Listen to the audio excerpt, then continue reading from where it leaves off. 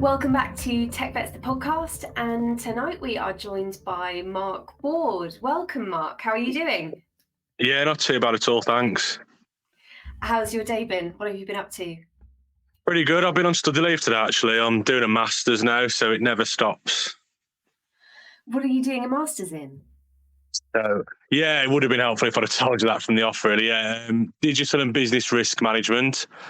So that's been, I'm being put through that by my employer, which is good, actually, because aside from them paying for it, they actually give you the time off to study for it, which is it takes the pressure off a little bit, having that extra time. Do you get a student card as well, though? Because that is the most important thing. Yeah, I worked it out the other day, actually. I've had a student card for a while because I was studying before I got this job. So I've already had a student card for around 6 years. Well, it'll probably be coming up to 7 years now. And I worked out I'll nearly be 40 by the time I get rid of it. Oh my goodness. So you basically have to find the next course to do just to be the perpetual student. Yeah, well, I think actually you're allowed a student card 3 years after you've left uni as well. So I don't know if many people know that, but it's worth doing if you've just finished uni to grab one, because I think you can still get them for 3 years. So who do you work for at the moment? Deloitte. Yeah, so I went through their graduate scheme.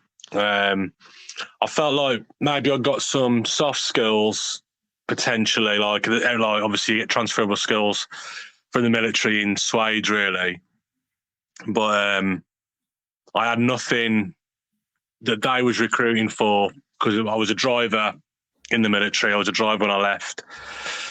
And I went into logistics in the office because I'd had enough of driving, and I thought, it's a good job, but it's not a career. You never hear of a driver getting promoted. They just find a better driving job. And there's only so much that you can do, really. So I wanted something a bit more. So I had to do a degree and go through the graduate route to do that. But it's literally changed my life. It's like completely different ball game now working for them to what I was doing before. I'm so much happier, calmer, and it just feels more fulfilling to be in a role that you're actually, sounds a bit cheesy, but making a difference, even if it's just to the client, rather than just sort of doing what you're told and just doing the same routine job all the time. There's a lot of variety, and there's a lot of room to move around and develop yourself and pick where you want to go. Like, I'm in a strange position at the moment where, because I've come through the grad route, obviously I'm getting treated like a graduate, which is what I expected. But from going from a job where effectively I was a subject matter expert in it, I've been doing it for over a decade, to not knowing anything, it is a bit scary. But then it's almost like you can go from, like at the minute, I can go, say, into cloud computing, or I could go, which I'm trying to get into the cyber side of things at the moment. But you could go anywhere with it, really. I mean, I've done a little bit of technology transformation, and I haven't had a chance to do enterprise resource planning yet, but that's something else to do to help build all that architecture up as well for businesses. And that's just my job role. So even that is so varied. So yeah, it's exciting to put it succinctly. It sounds like you've got loads going on. There is a lot going on. What came first? Did you leave the military and then get a degree thinking, oh, I'll see what happens? Yeah. Or did you go for the degree thinking I'm going for that Deloitte job, or something of that ilk? It probably stems from before that, really. I mean, at school, I'd say I stayed on at sixth form for the simple fact that my military application was taking forever. So while I was waiting for that, I thought, well, I might as well do my A-levels, because, I don't fancy doing anything else but join the Air Force. That's what I wanted to do. And that's sort of the blinkers that I had on at that time, which it is what it is, And then I'd say, because I weren't really that interested in it at the time, I was never going to get to uni at that time. And there was other things going on in my life, my personal life as well, which I won't go into on here, but my grade slipped. So my AS levels were okay, there was average, and then my full A levels were diabolical, if I'm perfectly honest with you. And that always sort of left a bad taste in my mouth. So even when I was in the military, I did an A level using the learning credits, and got a B grade in English language. So I was really happy with that because it just proved to myself I could do it. And I didn't really think that would come in use, that A level, at all. I just thought, I've done it. The military's paid 80% of it, and I've just paid 20% to prove I could do it. And I've got it, and that was it. And actually go to a high school and sit the exam with a load of kids effectively.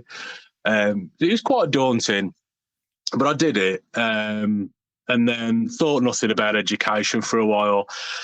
And then I did get PTSD, but I wasn't diagnosed after I left.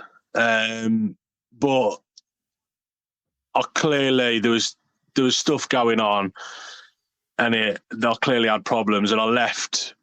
I don't know why I left, to be honest, but I know I needed a change, and it turns out that's why, because there was that much sort of, everything was black and white to me. And in the military, sometimes you get asked to do something, and I'm like, if that didn't fall into my belief system I built up, then obviously, if I'm arguing with a higher rank, it's going to cause problems, and it did cause problems. So I weren't very happy, and I left, to put it bluntly. And then I think I started a degree, which was in English language and literature, because I needed some purpose. I didn't feel like I was getting that from my job. So I had a voluntary job at a bookshop at the National Trust. I did that. And then I started doing the degree as well. I can't remember which come first, actually, but it doesn't really matter. That's what I was doing to get the purpose in my life, because I wasn't getting it from my job.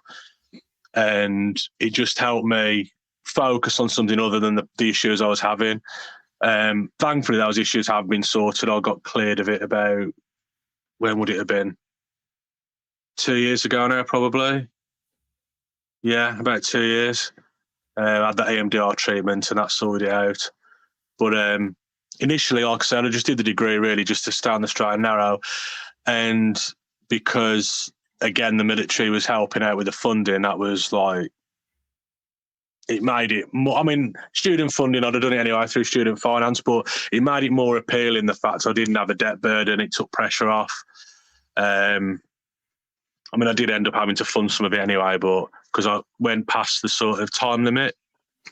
But I did okay in it. And then towards sort of, because obviously doing a degree part-time, it's 6 years of sort of work. So then, how could I put it? So, yeah, I guess sort of maybe in my last 2 years, I started thinking, and I think that's when COVID hit as well. And I think a lot of people reassessed their life a bit, what was important. But certainly, because I knew it was coming up, I thought, you know what, where can this degree take me? Because that wasn't why I took it, or else I'd have probably done a degree in something related to the job I wanted to do. But the good thing about a lot of companies now is it is any degree. And I know some people say, it's sort of, I don't know, it means you're recruiting people that have joke degrees. You get people that say this sort of thing, don't you? And I think to myself, if you've done a degree, though, if you've done a degree in whatever, you're not an expert in it till you've been doing it on the job anyway. And it proves that you can think and work at a certain level. And I think a lot of companies are opening up to that now. So it opened up so many doors. And I just thought, I'm just going to go for it. And to be honest, if I didn't get this job, I'd have gone again next year, which would have been this year for Deloitte again. And I just kept doing it until I got it. But luckily, I pulled it off first time. So Amazing. that's in a nutshell. How did the Deloitte job? And by the way, there's nothing wrong with an English degree. I have one as well. No, I know full well there's not. No, but I wouldn't suggest English is a joke degree. I'll spend a lot of my time, to be honest, reading the dictionary and stuff, because I've got to do a word of the day for my team at work. Just as a bit of a joke, I find some far-flung word from the corners of the dictionary and pop it on there for a laugh. What was the last word that you found and put on? I put two on actually. I'm trying to think now. I think Fliz was the last one. What does fliz mean? And now you're going to put me on the spot and ask me for the meaning. And I can't honestly remember. I've got a feeling that I might be wrong. But I've got a feeling it's some wonderful object or person, I think. But I could be wrong. How do you spell it? PHLIZZ. Have a look. Let me have a look because it's going to. Okay. So it's a fictitious word introduced by Lewis Carroll. That's it. Yeah. Yeah, that's it. I got the yeah. Something apparently existing or existing in name, but having no real substance. That's it. The trouble is, the last 2 days I've done 2 words per day because I've been off today and tomorrow. So, what was the other one I did? That was a wonderful personal thing. It was an Australian one. I think it was a Ronga. No, Ronga Donga was something else. There was loads anyway, like crazy words. So, yeah. But it's remembering them all. You must have quite a good team spirit within your cohort. You know what? It's the best culture I've ever worked in. If I'm completely honest, like a perfect example is when I was driving. I was really ill the once. I'm not ill often. I don't take much time off, but I felt like when you've got a real temperature. I like my food and I don't really like ice cream or sweet stuff. And all I wanted was ice cream just to cool myself down. I was really ill, and to be fair, that's the only thing I could keep down. And every day my phone was going off, and it was, "When are you back in work? Are you back in tomorrow?" I'm like, in the end, I think I swore at him. I'm like, "Look, I don't know. I haven't got a crystal ball, and I'm ill. So just leave me alone. And when I'm in, I'll phone you and let you know that I'm coming back. Like, are you going to be better tomorrow? I don't know." Like, how am I supposed to know? How am I supposed to know? It's a ridiculous question. And like, I felt ill the one day, and I thought, okay, now I've got the option of working from home, which is a bit of a luxury. So I was like, I did message one of my team members and said, I feel a bit rubbish tonight. I'll try and come in tomorrow. And I did log on. And like, after probably half an hour or so, I was like, look, you know what? It's not happening today. And I was like, yeah, don't worry about it. Just get well and that's it. And I didn't get any hassle whatsoever. And then when I come back, it's just like, there's no like big questions or, do you know what I mean? Yeah. I think they trust you to not take the mick. And, I mean, even over Christmas, like my parents don't drive anymore because they're knocking on. And they'd ordered some meat from like the farm shop. And I can't get my head around this flexible working thing either. So I said to my manager, am I okay to like run them to the shop and get the meat order for Christmas because they can't get there? And she went, you don't have to ask. Just tell me, as long as there's not a meeting on or anything. You don't have to tell me where you're going. It's fine. I just couldn't get my head around it because I've been working for him for a few months. But then, like, obviously, you've got to work late sometimes, but you don't mind so much then because it's like a two-way street. Whereas other employers have been like, I've had family members in hospital and they're not bothered. It's just like, you need to come into work. And I'm thinking, well, yeah. And then they phone up for overtime and expect me to come in. And I'm like, well, where was you helping me out when I needed a bit of leeway? Do you know what I mean? But with these, it is a two-way street massively. And I suppose they're a big enough business to do it. But the culture, it does shine through, and it's brilliant, to be honest. I don't know why anyone would ever leave, to be honest. Honestly, I'm coming on for a sales pitch for Deloitte, but considering what I'm used to, it is a massive culture change and for the better as well. Really good. And the stuff they're putting you through, and like with the masters, and I've done I've only been there, how many months now? Probably September I started. So what's that, about 9 months, roughly? So I've already done Azure, and AWS cloud, the certifications. And I'm nearly a third away through the masters already. So it's like they do put you through a lot, and they let you do volunteer work as well, which is good. So they've got like a volunteer hub, and I've been doing tutoring English as well. So busy, to be honest. It is busy.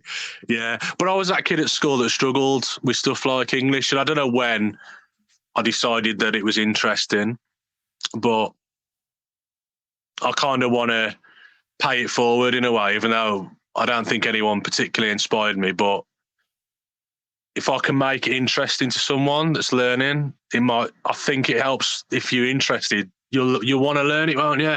Even if it's just reading more, and that's going to help. So whereabouts do you do your volunteering? Do you do it through a school or?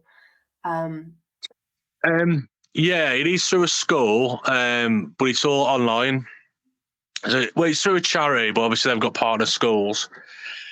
Just to sort of widen the net and for time as well, because I am busy, I opted to do it online. So I'm doing it at a school in Nottingham once a week, and I'll cover now and again as well where needed at other places. So I basically just looked at the list of schools, and the ones that was crying out for volunteers, I just thought, well, if they're sort of in more need of volunteers, then I'll go there. So that's how I come across this one in Nottingham. That's brilliant. And I think it's so good to hear that, because you've obviously landed on your feet and been really successful and driven, but also having the humility to step back and bring other people up. And I think that's something that the veteran community does really well. People bring others along with them for the journey. Have you noticed within the tech vets community, have you had much support from there, or do you reach back into it much to give support? Yeah, not as much as I'd like, if I'm honest, but I definitely have had the support from there. So I did, for a start, just the community. It's like it's welcoming, accessible. I found before I found tech vets, I was in other communities. I won't name them on here, that aren't like, they might be for a specific operating system, let's say, or that kind of thing, and you're trying to learn something and you're fairly new. I think that world can be a bit not very newbie friendly, let's say, and it's like, oh, here's some script kiddie, do you know what I mean, or whatever, and they're just not interested. They start taking the mick and calling you an idiot, and I'm thinking, well, that's not very helpful. And let's be honest, we've all been new at something at some point. It really annoys me, that kind of thing. So on that particular one, I basically told him what I thought of him and logged off, never to log on again. One of the users, though, it was just like passively watching it all play out, because I only asked a question at how to do something and just got a load of nonsense back. He actually messaged me privately and said, look, the culture can be a bit toxic on here. This is how you do it. I didn't know either, and I found this article and this tells you how to do it. And I was like, mate, that's brilliant. Thanks a lot, kind of thing. So that was kind of nice. But in tech vets, it's obviously it's not like that. Everyone, for a start, has got the military link, which I think helps the community anyway. But like, I've asked for help with, when I had the interview for Deloitte, for a start, I was thinking, oh, what's this going to do? And it was the strangest interview I've ever had in my life. If I'm completely honest, there's no way I could have prepared for it. The questions that, to be honest, I don't know. I mean, I can remember one question, and the interview was an hour and a half. So the one question was, if you was advising, there was one about something like rejuvenating a high street or a high street store. What would you do to sort of, because obviously it's in decline, what would you do to sort of best position that company? What would you advise them to do? And there was another one about how to make an office more sustainable. And that's all I can remember. But obviously they asked me a lot more than that. But I think a lot of it was, can you think on your feet? And it was just something, I don't know what the logic is, to be honest. I'm not at that level where I'm interviewing people, but it definitely wasn't something I could prepare for. But I think in any interview, I think a good tip is to, I don't know, say you need to get on with the interview, don't you? You need to find something, and your personality has got to shine through, hasn't it? And they've got to want to work with you, basically, or they're not going to give you the job, are they? So, in fact, the lady that interviewed me is now my manager currently, anyway, because at Deloitte it's quite a fluid management structure. So, like, I might have a different manager in a few months, but I remember her telling me that she did an architecture degree. So that's her degree. So that's nothing to do with.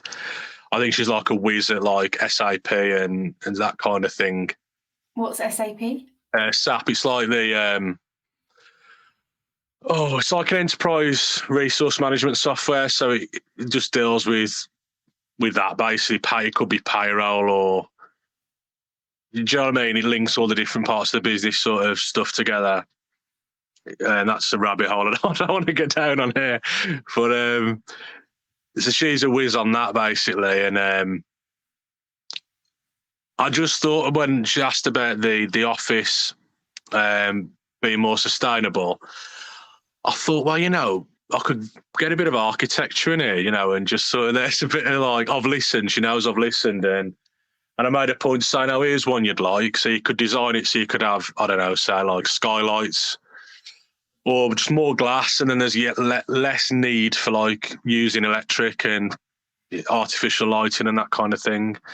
I don't know if that helped. To be honest, I've never asked her, why did you give me the job? But I think getting on with, I think in any interview, I've done a few since I've left the military. I think getting on or even making them laugh in interviews worked for me in the past.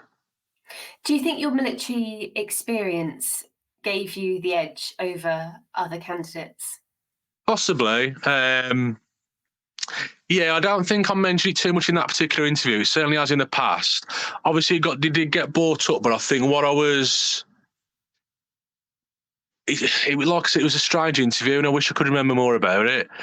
It was a bit of a blur. I know I mentioned a lot about, because I was aware I'm competing with like Oxbridge grads for a start, and I'm thinking, I got a degree from the Open Uni, and the Open Uni is a great university. I wouldn't have a bad word said about them, but there's still that mindset of I'm competing here against people that are probably graduating from universities that have just got that reputation. The good thing, though, is, to be fair, they don't know what uni you've studied at, so they didn't ask either. They don't know. It's a blind interview. They just know your name. They don't know anything else. But I did mention it was part-time, so I made the point that that's more difficult to manage than just being a full-time student. So I did make a big point of that. I'll be honest, I can't remember what I said about in the military. It must have come up. And in my feedback I've had since starting, it has come up in feedback, saying like, pardon? Has the feedback been positive? Yeah, it has. It's all been positive, yeah. But now and again, someone will say like, clearly military work ethic shines through, that kind of thing. It does get said in feedback. So I can't remember, like I said, how heavily I went on about it in the interview, but I think people know, don't they, that what they're getting when they employ a veteran. I like to think anyway. They're getting that commitment, and I'm not going to complain about nonsense. Yeah. And I think also the fact that you did a degree over 6 years, that is, in for the long haul, that's doing it when you don't want to. I mean, that's a huge sign of resilience and commitment. Yeah. So I think that's amazing. How did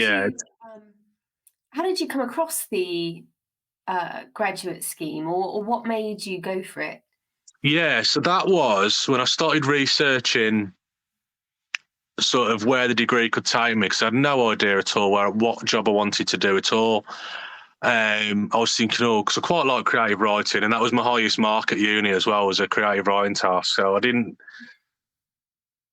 kind of, how it works, the degree, you can pick your modules to an extent, so you can kind of change your path a little bit. And I think there was a time where I think, creative writing, I'd like to do that, but it's one thing writing an essay, but it's quite another.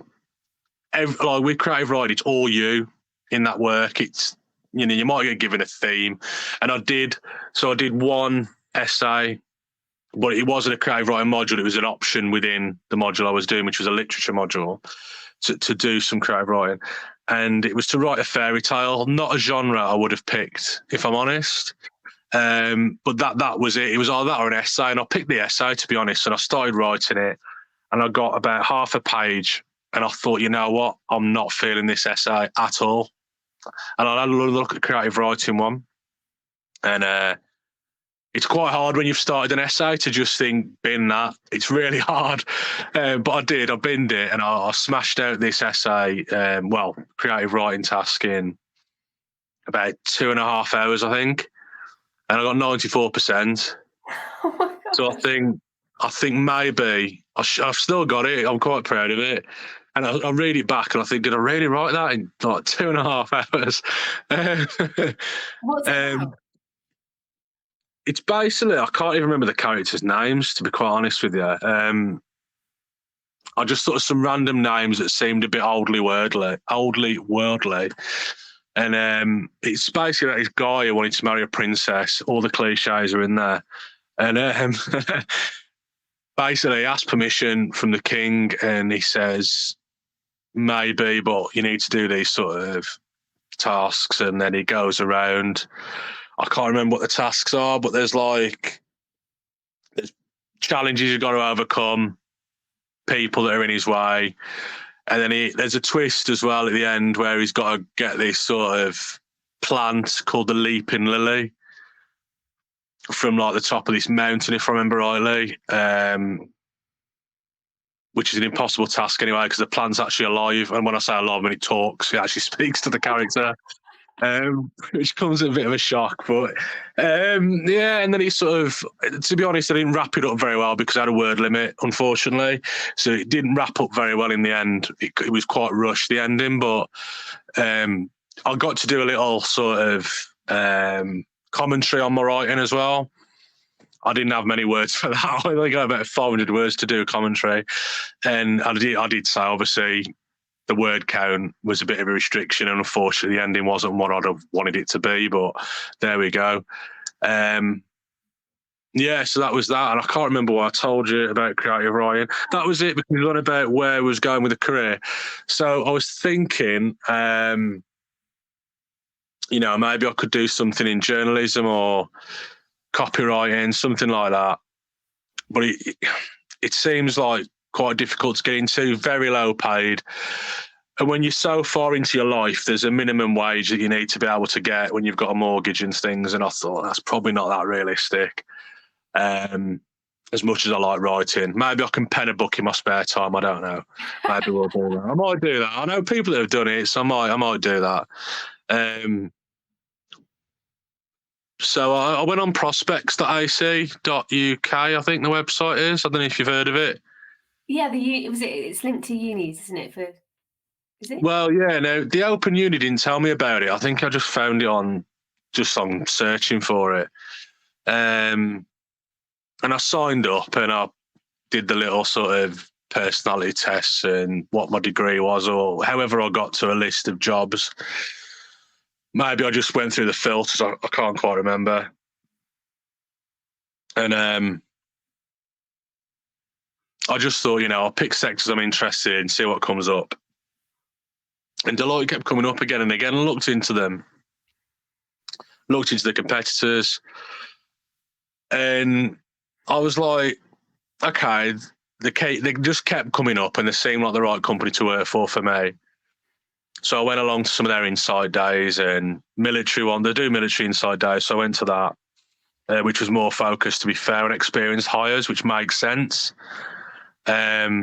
But the Deloitte have actually got a military community of their own as well, hence they run these sessions. So I've approached them and sort of had a similar conversation to what we're having, really, with where I've come from and how I think that can improve, and they can widen the net maybe to more of the military community, because it's okay saying we'll take experience hires from the military, but they wouldn't have took me with my experience. So I think, I know a degree route isn't going to be for everybody, but there will be people that are, I know people that are veterans that are doing a degree that's going to open up way more doors. And to say that's a possibility, to get that message out there, that this isn't just for, I don't know, senior NCOs or officers, or, this is a career that anyone can do. I was an SAC driver, and now I'm a management consultant. So it's like, it's definitely doable. So that's kind of how I found Deloitte, and I just sort of, the more I found out, the more it just seemed right. And I thought, well, I'm going to apply, and if I don't get it, I'll apply again. And I was in no rush, really. It's quite nice not to be in a rush. Obviously, the sooner the better, but I wasn't in desperate need of a job. I wasn't sat without a job, if you see what I mean. So I wasn't in a big hurry. It's just a phenomenal story. Do you ever, I think you mentioned at the start of the interview about, clashing with people in the military. What do you think those people would say if they met you now and you told them where you were? I don't know. I mean, some of them might know because of obviously LinkedIn, and I've had some people reach out. I think the military's good in a lot of ways, but I think with certain, how can I put this diplomatically? I think it's very resistant to change. So the PTSD will obviously stem from an incident, and anything in my mind that was needed changing to prevent that happening again, if someone they weren't clued up on it, because I made sure I was clued up on it, but they was a higher rank than me, and they said, we're doing this. And I'm like, well, that's not actually right. This JSP says we should be doing this. And then they'd probably see that as a bit cheeky, and they'd be like, no, I'm right. I'm the sergeant or whatever rank. And I'd be like, well, no, you're not right. And then it'll get into an argument. And then, that's sort of where I was. And that's kind of why I left. Because I'm like, well, now I can ask those questions to directors and partners. And I have done. Like, why are we doing it like this? Is it not better to do it like this? And sometimes I'll be like, you know what? Yeah, that's a really good idea. And other times they'll be like, I can see where you're going with this, Mark, but actually we're doing it like this because, and then explain why. And I think the militaries can be quite bad at that, because it's just like, do it. Do you know what I mean? Yeah, what they'd say now, though, these sorts of people, and to be fair, maybe not even those sorts of people, just people that I haven't spoken to for a while, they'd probably be quite surprised. But I think, there's ways as well, obviously, to progress within the military if you're lucky enough to have a full career in it. I've heard of one of my colleagues getting his commission and that from a driver, which must have been difficult. I'd have thought that's a bit of a challenge. But I think the challenge is, I don't know what it's like nowadays. I mean, I left in 2015, so, I mean, things do change. They changed while I was in unrecognisably, so they've probably changed again since I've left, I would think. But I remember being told in 2008 by a corporal, when I was debating commissioning, basically just forget it. You're not going to do it. You're not right for it. And I thought to myself back then, to be honest, well, I won't repeat what I thought, but oh, it's just rude, isn't it? And it's like, you don't really know me. Like, you've just met me. Yeah, okay, I probably had a broad accent and I was driving a lorry, but, like, if I'd have actually done well at my A-levels and gone to university, I could have then been his boss. Yeah. Quite easily. But just because I didn't do it doesn't mean I can't do it. And I think things like that have just pushed me on to just think, you know what? And I'm never going to see that guy again. I didn't just change my life to prove some random corporal wrong from 2008. Do you know what I mean? But these things stay with you, and it's like, well, in the end, it's not like, so I don't start believing that guy was right. I thought I'm going to change it then, and I'm going to make sure and do it. And okay, yeah, I didn't commission in the end, but the way I see it, I have in a way, because I've gone from doing something he thought was more of my station, if you like, to something he probably thought was a bit out of my sort of remit, because he thought I was a bit too daft to do it. I don't know. It's amazing how I guess it all comes back to culture, doesn't it? Because you mentioned before Yeah. the culture at Deloitte is just, a breath of fresh air. And Yeah. I guess, progressive companies, no matter how big or small they are, if the leadership is, treating people how they would like to be treated and developing people rather than putting them down, it's a good sign. Where do you see yourself going with Deloitte in the future? Or where do you want to go with the company? In career direction, I don't know. Sort of, I mean, I do want to go into cyber, but I mean, that's a big area on its own, isn't it? So what I don't want to make the mistake of doing is, when I was 18, I was like, I'm going to join the Air Force.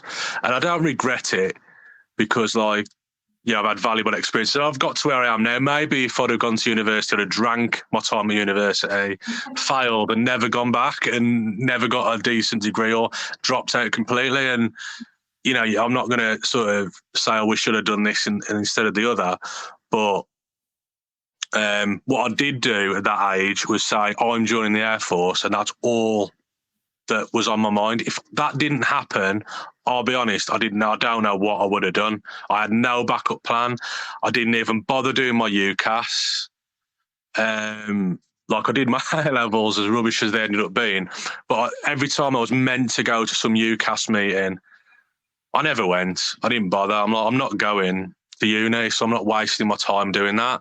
And I probably just went to the pub with my mate, because that's, to me, was more important than UCAS at the time, which is a bit silly looking back. But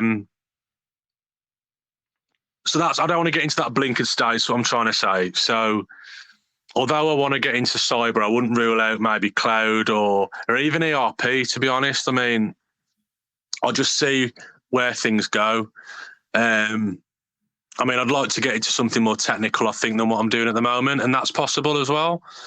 There's a lot of networking opportunities at Deloitte. There's a lot of socials, and you can meet people, and all it takes is that, I don't want to use the word elevator pitch, but all it does take is speaking to the right person and saying, where do you work? I work in this. Oh, I'm really interested in that.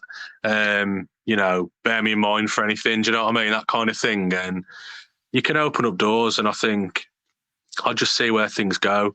Obviously, I want to sort of be moving upwards, I guess. But in regards to sort of specialisations, I think it's a bit too early to say at the moment. Something in tech is about as narrow as I can give you for an answer at the minute. I think it's a brilliant approach. And how long have you got left of the graduate scheme before you have to kind of focus?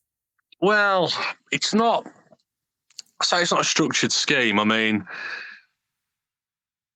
I think it's probably, I don't know how long the scheme is, because I've just got promoted already. Not a massive promotion, but I think probably by my next promotion I'll be looking at, which would probably be about a year's time, hopefully. I think they'd expect you to have an idea then where you're going. Yeah. I think at the minute you need to explore while they're paying you less, if that makes sense. I mean, the pay's good, by the way. I think it's very good, considering I don't know what I'm doing when I had the job. It was literally no, but I hadn't got a clue. It was I interviewed well. I passed all their job simulations, but I kept asking. The name of my job's changed because they like a good restructure now and again, don't they? So I'm in cyber and digital or digital and cyber controls now. I've also heard it called cyber and strategic risk. That might be where, like, a level above where that fits. But when I when I started, it was digital and technology risk. So, or technology and digital risk, rather. Yeah, sorry, I keep getting things back to front and the wrong way around. But there's a lot of acronyms and a lot of, yeah. And I was like, well, what is that? That's vast. I mean, technology and digital risk, that could be anything. So I was trying to sell it. I've applied for this job and I don't know what I'm doing.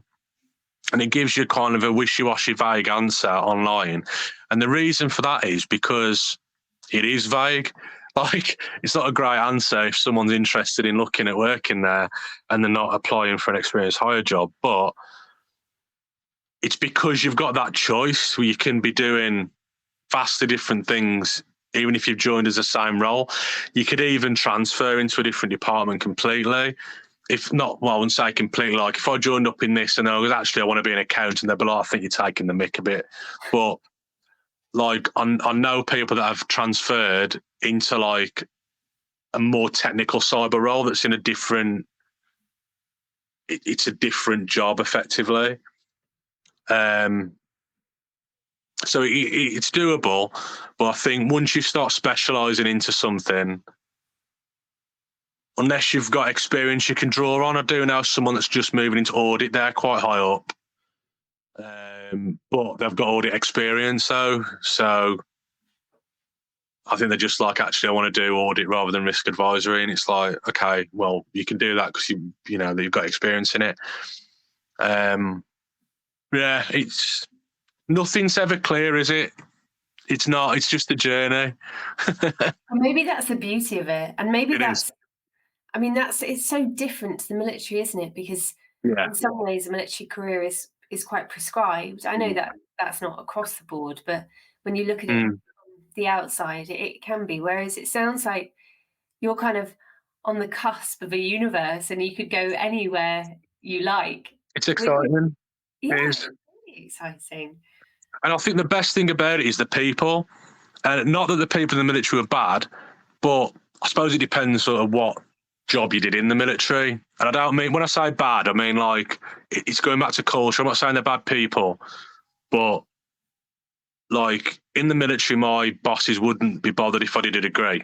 Like if something needed doing, like for instance, that A level I did some of my coursework in Kandahar for that. But my corporal was more bothered about replenishing the DI line with latex gloves. He thought that was more important.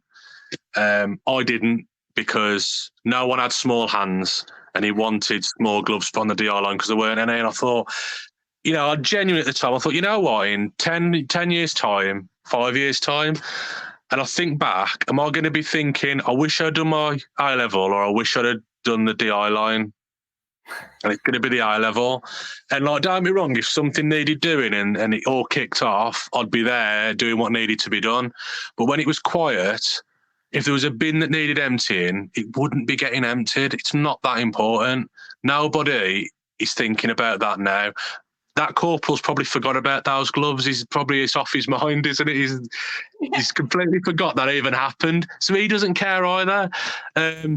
But on a serious note, if I hadn't have got that eye level, I wouldn't have got this job, because that eye level, because I do look at eye levels, and that's, to be fair, something I'm having a chat with Deloitte about, well, with the military community at the moment, because I want to sort of push to get, like I was saying, widen the net and get people maybe that haven't got experience a way in, if they want to weigh in.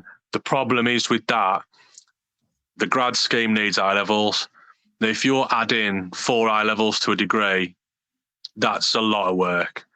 And I think, to be quite honest, once it's passed, personally, I think once you've got X amount of years' work experience, is an eye level is it that important when you've got a degree? That's something I bought with the guy who's sort of running the military community, and hopefully he'll take it somewhere and we can get that sort of changed. Hopefully, anyway, that's what I want to do. Because I think I've been very lucky with some of the decisions I made in the past. that if I hadn't made it, would have not made this possible. So I've been quite lucky. And that A-level was one of them. And not filling the gloves up on the DI line was probably one of them as well. Yeah, thank goodness you didn't take the lazy exams. Yeah, I did segue onto that story then, and I forgot the point of the question, which was about culture. So I've got to remind myself sometimes how young some of my colleagues are at Deloitte, because they're like 22, you know what I mean, 22 years old. There are some older grads as well. I think I was the second eldest. There was someone quite a bit older than me that joined up on 35, hark at me. Still there. Can't get the military sort of slang out. But yeah, the majority of them are in the 20s and early 20s. The vast majority are in their early 20s. But they're so mature, and they'll always help you out. And even the management, everything, the whole culture. So if I'm like saying to my manager, which, for instance, I want to give a talk in a school about my career journey to try and inspire, they'll be like, yeah, that's fine, do that. Or if I'm like, oh, there's, I don't know, some sort of certification that Deloitte are pushing at the moment that I want to do. Are you happy for me to do that? Yeah, do that. Whereas I've never had an employer. I don't want to keep saying about the military, because it's, to be fair to the military, that, you know, they are understaffed. They're kind of everyone off doing courses left, right, and centre. I get that. But any employer, though, they wouldn't be putting up with it. Not from my experience. There wouldn't be. I say putting up with it. I think it pays them dividends, though, because like a lot of the courses I do in my spare time anyway. If it's quiet, yeah, okay, I'll get that done instead. But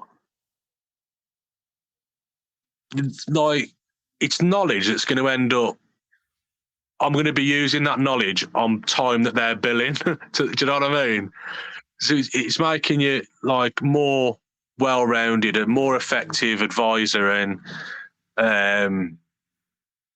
like the other side to people business, and the people matter. And I think they do invest a lot in the people because of that.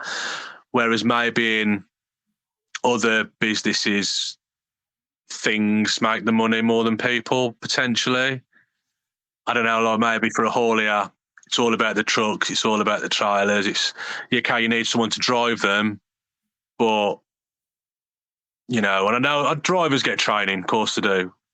But if I want to say to them, actually, I want to do my transport manager, they'd be like, no. Yeah. See what I mean? Yeah. I guess it is that investment in professional development courses that's so important. And for if there was an SAC listening to this now who was in the same position as you, so maybe didn't have that strong set of 4 A levels, doesn't have a degree, but is not sure whether to invest in that time, what direction would you point them in? What would you say to them? I'd say do it, to be quite honest. There's, you know, it is hard work, but it's going back to that time I said about in Kandahar, and I kind of remind myself about that feeling, not so much the situation, but that feeling I had at that time.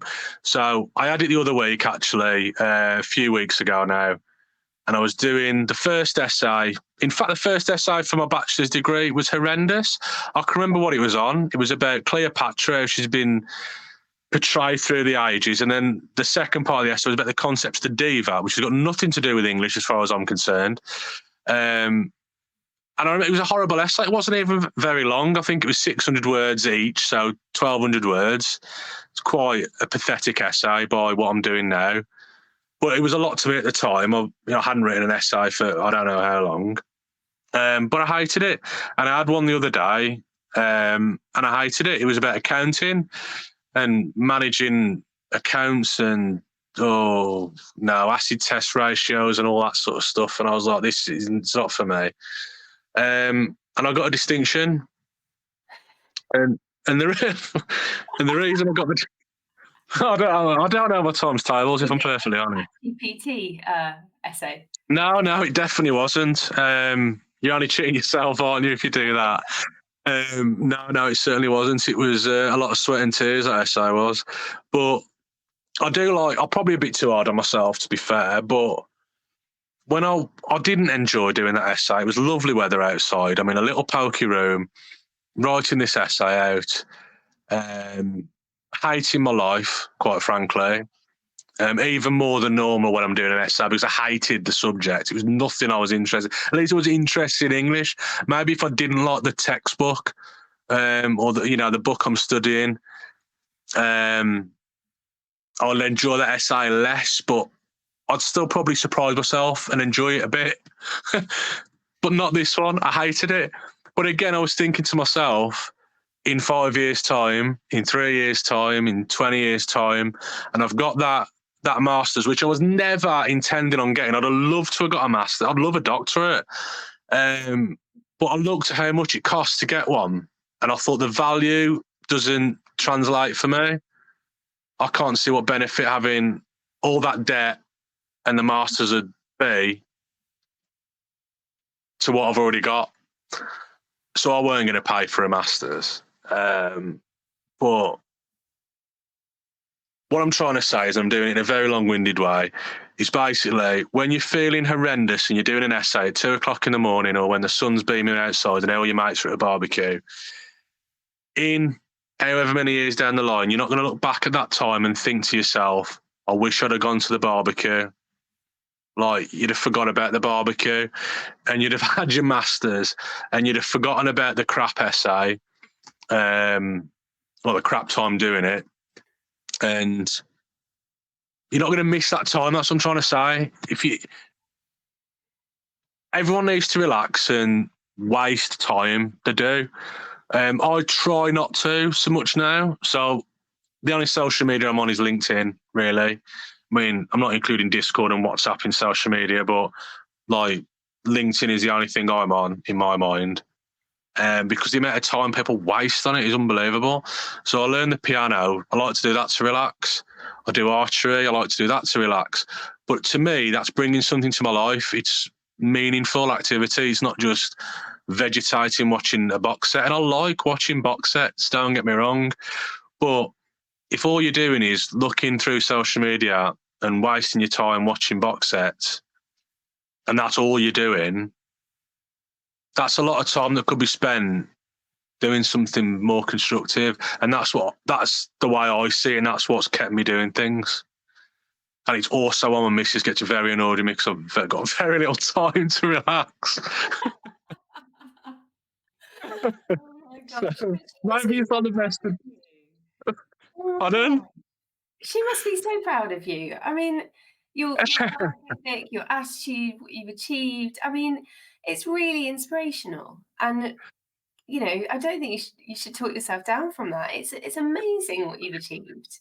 Yeah, I still have to pinch myself sometimes, but and to be honest, I don't feel as old as I am.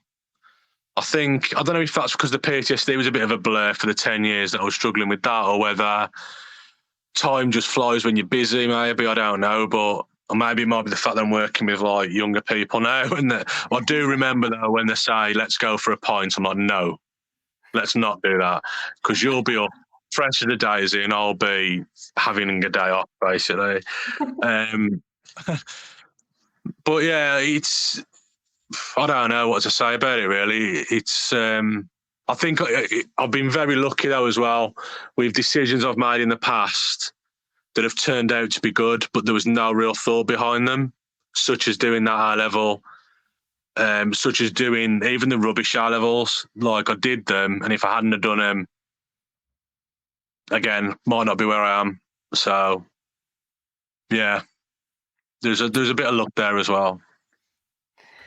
Wow, it's just a phenomenal story, and thank you so much for sharing it with us. I know that there's going to be lots of people probably trying to look you up on LinkedIn or grab you on Discord. Are you happy to offer advice if anyone wants to get in touch with you? Yeah, absolutely. Yeah, I mean, for a start, the TechVex community obviously is a great start for anybody.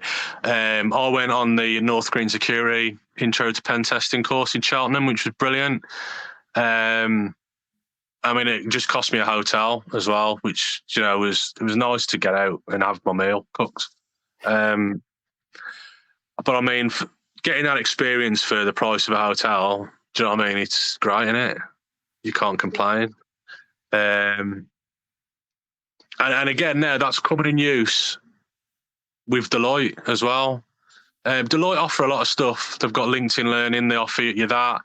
Udemy, all these courses that you can access through Deloitte subscriptions. But having a tech vets thing as well, for instance, it's on the back burner, I'll be honest, but I've signed up to the Splunk course that's been offered by tech vets. I think I've got 12 months to do that. So when my uni finishes in September, because we don't get the summer out, you see, because I think some areas of the business that are doing this masters are busy at that time of the year. So that's when we're having our summer break, September to January, basically. That's when I'm planning on getting that smashed out. And I think I had an immersive labs thing, which I need to start looking at again as well. But I've got to prioritise the masters, unfortunately, at the moment. But having that extra stuff, when it comes to my end of year reviews, and they're like, what have you been doing? I can then show them all these things I've done through tech vets that nobody else is going to have.